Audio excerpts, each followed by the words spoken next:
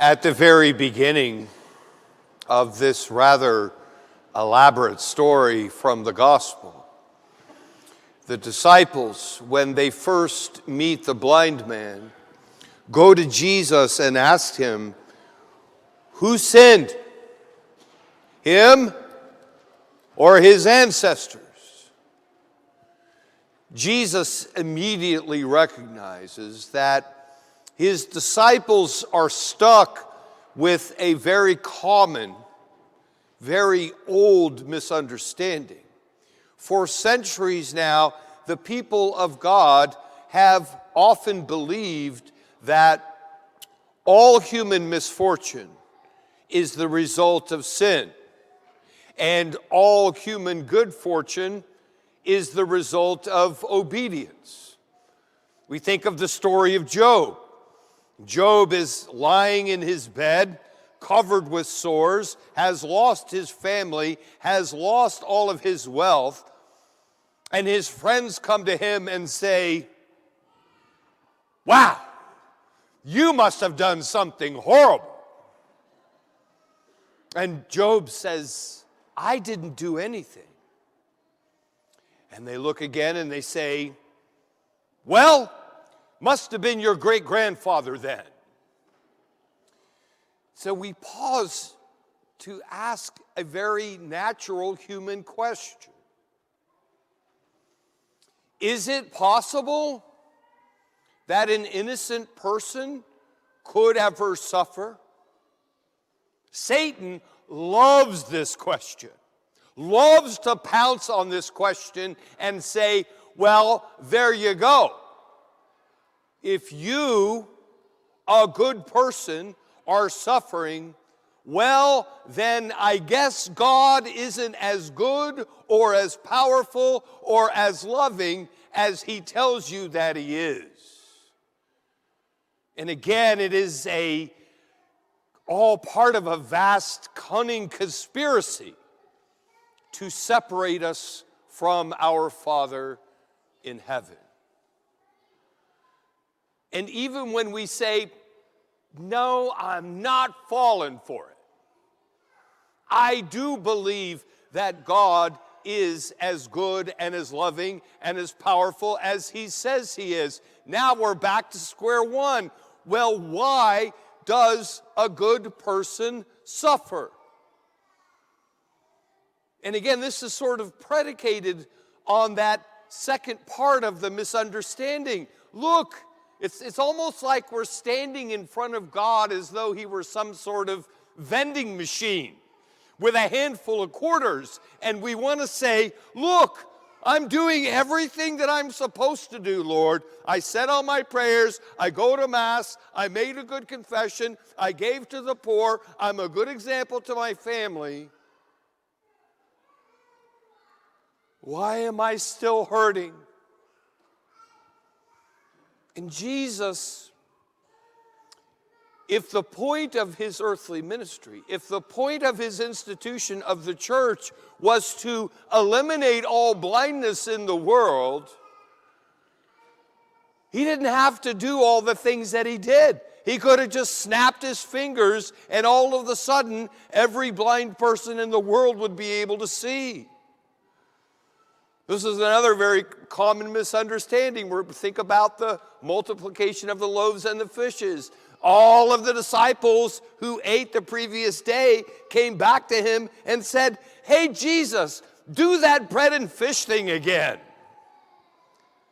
And again, it's natural that they would say that. They were like, well, if he feeds us every day, then I can retire right now. And Jesus is very clear with them.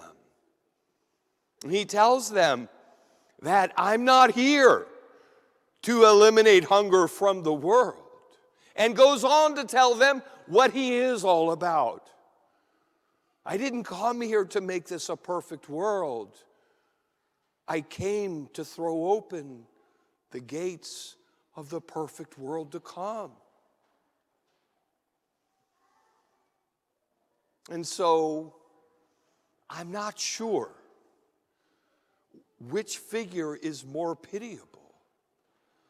the one who is stuck in the anxiety and the guilt and the shame that is the inevitable consequence of sin, but use the occasion of that anxiety or guilt or shame to somehow even further estrange themselves from God? Or is it that person who is so self-righteous that they're waiting for God or their neighbor to notice, see how good I am, and eventually wearing themselves out because the reward that they imagine is coming to them never arrives? If it were true that God ever desired that a sinner suffer and remain estranged from him, there would have been no reason for him to come back to the Garden of Eden when sin first entered the world. There would have been no reason for him to give the law at Mount Sinai.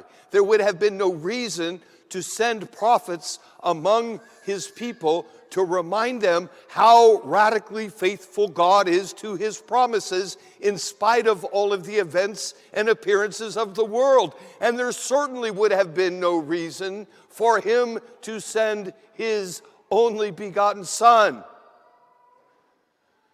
If it were God's desire that a sinner suffer and remain estranged from him, the entirety of salvation history would have been completely different. But again, as we survey all of these things, salvation history is remarkably consistent. That when we disregard what God has said, when we fail to respond to revelation in the way that God has asked us to respond, when we give in to the temptation of sin and disobedience, the consequences are always the same.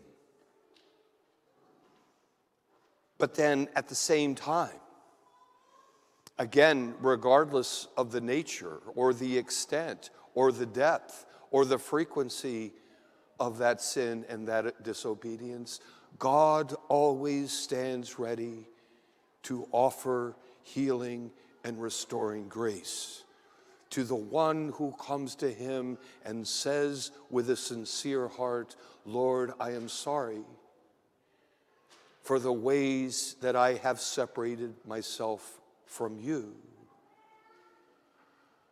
And God always responds in the same way. Not just to forgive our sins,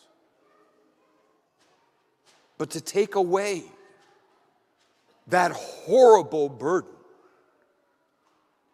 of guilt and shame and very deep emotional and spiritual pain that it inevitably brings.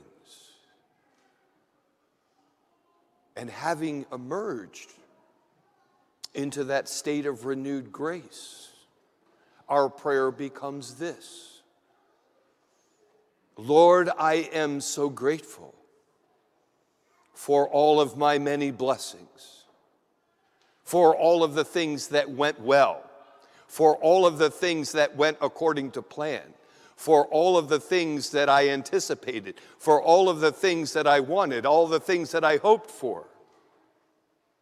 But, Lord, I am at least equally, if not even more thankful for all of those tribulations, all of those things that came into my life that I did not plan, the things that I did not want, the things that were unpleasant. Because I recognize now, Lord, that you are at work in all things.